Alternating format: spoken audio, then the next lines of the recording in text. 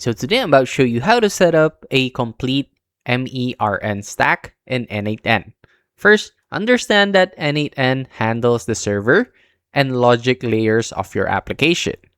Drop a webhook node onto the canvas to act as your node and express backend entry point.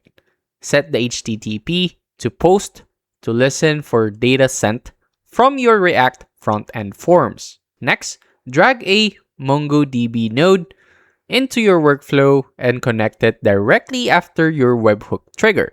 Click into the node, select your credentials, and paste your MongoDB connection string into the cluster field. Set the operation to insert, choose your database and collection names, and map the incoming webhook body to save user information instantly. Finally, connect the output of your MongoDB node to a respond to webhook node. Set the response body data to JSON containing a success status and the inserted document ID. This sends a clean API configuration back to your React front end, completing your full stack MERN data loop. And that's it.